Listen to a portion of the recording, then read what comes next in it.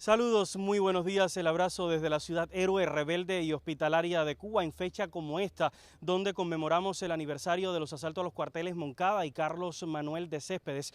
Hace solo unas horas, en esta misma posta 3 del otrora cuartel Moncada, hoy Ciudad Escolar 26 de julio, se realizó el tradicional asalto simbólico. No lo realizamos de la manera acostumbrada por la actual situación de nuestro país, pero sí se mantuvieron dentro del asalto elementos que son de vital importancia, como la declamación del poema Ya estamos en combate y el pase de lista dedicado a los héroes y mártires del 26 de julio, a quienes también se les rinde homenaje en el cementerio patrimonial Santa Ifigenia. Pero hoy quiero invitarle a reflexionar un poco acerca de los sucesos de aquella madrugada de la Santa Ana, 5:12 aproximadamente, cuando un grupo de jóvenes de la generación del centenario atacó esta posta 3 y otros puntos de la ciudad de Santiago de Cuba. Quiero que me acompañe en este recorrido. Así comenzamos y sea bienvenido. Cada 26 de julio, un centenar de pioneros y jóvenes atraviesa la posta 3 del otrora cuartel Moncada para evocar el hecho que desencadenó la lucha armada contra la dictadura de Fulgencio Batista.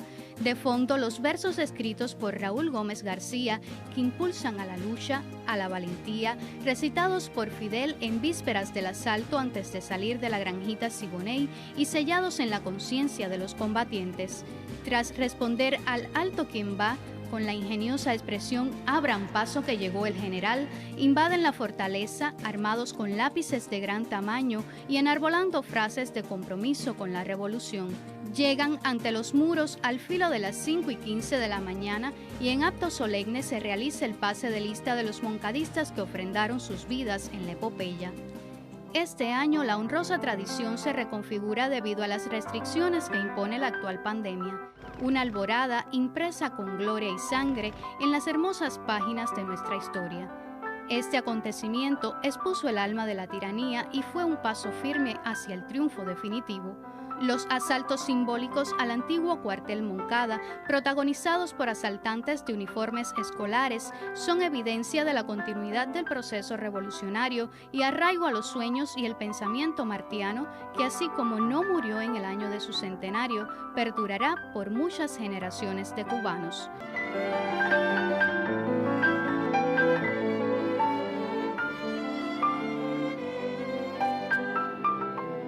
Quiero aprovechar este material como punto de partida para conversar con el profesor Reinaldo Suárez, doctor en Ciencias de nuestra Universidad de Oriente, investigador de la etapa de la Revolución, para reflexionar en torno a los sucesos del 26 de julio. Estamos ubicados en Santiago de Cuba, año 1953, julio.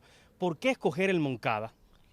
Bueno, en la lógica del momento debió escogerse La Habana, porque Fidel Castro es un joven abogado que está iniciando su carrera política cuando se produce el golpe de Estado y forma parte de la ecuación conspirativa para derrocar al régimen de Batista.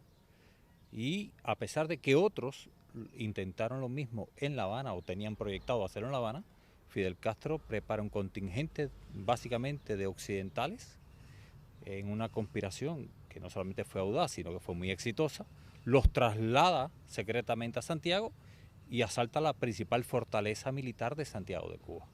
Ahora, esto no le daba el poder a Fidel Castro, que no era un golpe de mano contra las estructuras superiores del poder. Esto significaba iniciar una insurrección, un camino trabajoso, difícil, posiblemente sangriento, de toma del poder.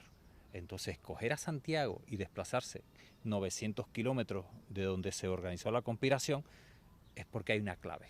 ¿Y cuál es la clave? Bueno, la clave podría ser, Dairon, si te lo quieres preguntar, la avenida de los generales. Santiago tiene una avenida de generales. Y no es que tenga una fábrica de generales, es que Santiago en la guerra de independencia aportó contingentes de soldados y oficiales al ejército libertador. Y Santiago fue epicentro en muchas oportunidades de los intentos de derrocar a la opresión política en Cuba. Por tanto, cuando Fidel Castro en julio de 1953 se traslada aquí, ese acto de escogencia de esta ciudad es un acto de confianza en el pueblo santiaguero, de confianza en que la ciudad de Santiago de Cuba va a apoyar como ninguna otra el plan insurreccional de derrocar a la dictadura de Batista. Pero es que Santiago, el 1 de enero, y el Moncada también es decisivo en el triunfo de la Revolución Cubana. Quiero invitarle a hacer una pausa para conversar de este tema en unos minutos. Antes, proponerle algunas de las actividades que se han estado desarrollando 24, 25 y en esta jornada del 26 a propósito de los asaltos a los cuarteles Moncada y Carlos Manuel de Céspedes y también el 505 aniversario de esa ciudad que acogió a la generación del Centenario. ¿Le parece bien? Entonces vamos a conocer algunas de esas actividades que se han desarrollado durante todos estos días. Ahí les va. Cada amanecer de julio es en Santiago de Cuba una jornada de celebración. A sus 505 años, la villa multicentenaria vive la cotidianidad como algo extraordinario. En esta fecha quedaron listos un hospital de campaña en la zona de Veguitas para el aislamiento epidemiológico de hasta 304 pacientes y la emblemática farmacia Botino, dedicada ahora a la comercialización de medicamentos importados. Unas obras se inauguran y otras se consolidan tras su reanimación. El restaurante El Barracón, la pista Pacho Alonso o el Café Matamoros, ahora rincón de la música santiaguera, son sitios de culto que distinguen a la capital del Caribe. El Centro Provincial de Medicina Deportiva fortalece su abordaje de la actividad física desde la ciencia, con consultas integrales, laboratorio clínico, farmacia y área de entrenamiento. Los polígonos industriales son una constante en la atención de las autoridades. Barquillo y El Cárnico, por ejemplo, diversifican sus producciones como regalo para la urbe y sus habitantes. Llega la noche y las luces vuelven a ser protagonistas de la celebración en estos 505 años. Un Santiago Apóstol reinventado desde la imaginería popular pasea entre estampas por el anillo fundacional de la villa, evocando anécdotas y personajes durante la ceremonia de encendido del nuevo alumbrado monumental. La casa más antigua de la isla, la Catedral Primada de Cuba, el Club San Carlos y el Ayuntamiento, devenido Museo del Primer Frente, se iluminaron con la luz que salva.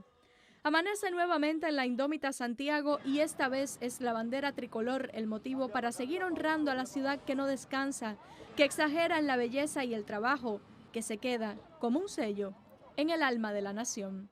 Después de haber visto algunas de estas actividades, retomo el diálogo con el profesor. Nos quedamos hablando sobre los sucesos del 26 y viendo si fue azar o estrategia de que en este mismo lugar donde se inició el proceso revolucionario también culminó con el triunfo de la revolución. ¿Azar o estrategia? Mira, yo creo que es estrategia, es azar, es ironía. Y creo que es legitimación histórica. Fidel Castro fue acusado, está siendo acusado en alguna literatura, de haber traído a aquellos jóvenes a una masacre loca. Y la historia prueba de que sí era posible que Santiago fuera el elemento inicial y decisivo en el derrocamiento de la dictadura. Porque cuando se reinició la lucha en el año 56, vuelve a ser Santiago el epicentro. Hay una expedición que desembarca por Niquero, pero hay un alzamiento en Santiago que era la acción principal, no solamente de apoyo al desembarco, sino de generación de un estado insurreccional. Eso también vuelve a fracasar, o sea, Santiago vuelve a fracasar en ese sentido. Y sin embargo, en 1958, cuando se acaba el 58, Batista decide huir, decide articular una maniobra contrarrevolucionaria en La Habana y vuelve a emerger Santiago como la capital de la solución del problema político cubano. De hecho, se había pactado en el Central Oriente una sublevación de la ciudad, de la guarnición militar de Santiago, con los rebeldes el 31 de diciembre a las 6 de la tarde. Cantillo traiciona a Fidel, eso no se produce, y cuando se produce la maniobra contrarrevolucionaria en La Habana, entonces Fidel viene a las proximidades de Santiago, consigue, después de un ultimátum al regimiento Antonio Maceo, que la oficialidad del Moncada y los demás militares de Santiago se sumen a los rebeldes y entren en columna en la noche del 1 de enero, con lo cual neutralizan las maniobras contrarrevolucionarias en La Habana y permite la proclamación del triunfo de la revolución en Santiago. Es este acto decisivo de tomar de otra manera el Moncada lo que va a permitir sellar el triunfo de la revolución. Y entonces Santiago, en reconocimiento a sus méritos históricos y al papel que estaba jugando en ese momento tenso en que hay que definir la situación política en el país, vuelve a su condición de capital, una vez más. Y es proclamada capital provisional de la revolución. Lo será hasta el día 5 de enero. Y desde Santiago partirá, como debió partir en el año 53, una columna de rebeldes, que en el 53 debió posiblemente ser mixta, porque Yo no tengo dudas que de haber triunfado la toma del Moncada en el año 53, algunos militares hubiesen sumado a la revolución y por tanto habría sido una columna de insurreccionales con militares los que avanzaran sobre La Habana para derrocar a la dictadura. Bueno, eso fue lo que ocurrió en el año 59, solo que no hubo que combatir, porque ya la dictadura se había caído y las maniobras contrarrevolucionarias habían sido derrotadas. Pero pasa algo y es que el 26, todo lo acontecido en este entorno nos está diciendo tanto al presente como al futuro desde el punto de vista simbólico un mensaje. Quiero que piense en esa respuesta, en el mensaje que nos está dando constantemente el 26 de julio al presente y al futuro. Vamos a hacer otra pequeña pausa, escuchar el criterio de una luchadora clandestina, también santiaguera, Cela de los Santos, y una persona ligada a la historia de nuestro país, Eusebio Leal, que nos habla acerca de la importancia de la rebeldía que se consolidó aquí, en Santiago de Cuba. Esta pausa y enseguida regresamos.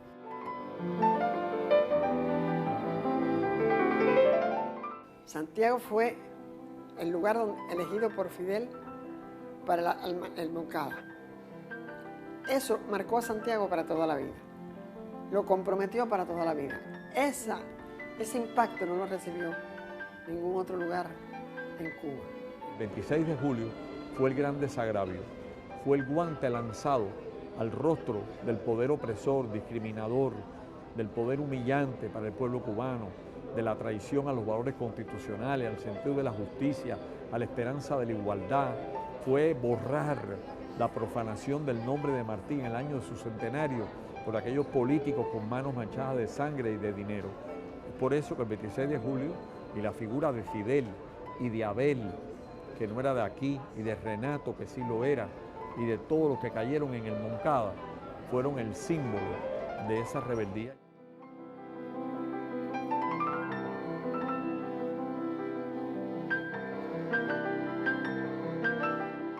Vuelvo sobre la pregunta. Lo que sucedió aquí con sus aciertos y desaciertos desde el punto de vista estratégico, de pensamiento, nos está diciendo constantemente algo al presente y al futuro en medio de estas circunstancias que estamos viviendo. Simbólicamente, ¿cuál es la enseñanza del 26 de julio? Bueno, a ver, me haces una pregunta que me obliga a pensarlo en una lógica que es casi como una parábola. Yo creo que el Moncada, visto simbólicamente, son dos gritos en uno. Es un grito de rebeldía frente a la opresión política, frente a un régimen que había conculcado las libertades políticas y que había secuestrado la institucionalidad democrática del país. En ese sentido es un acto de rebeldía, es un acto de inconformidad. Y por otra parte es un grito de confianza en las masas, en el pueblo, en la capacidad que tienen de apoyar las causas justas. Si tú me preguntas, ¿de qué nos sirve? Bueno, nos sirve de ambas cosas. Tenemos que seguir siendo muy inconformes, muy rebeldes y a la vez confiar en la brújula de los tiempos, que es la voluntad popular. Yo le agradezco entonces el habernos acompañado en esta mañana. Muchísimas gracias. Muchas felicidades como santiaguero porque estamos celebrando el 505 aniversario de la fundación de nuestra villa y me quedo con esa reflexión que sale de aquí, que emana de aquí y que ilumina el futuro de los cubanos. Muchísimas gracias a usted y muy buenos días.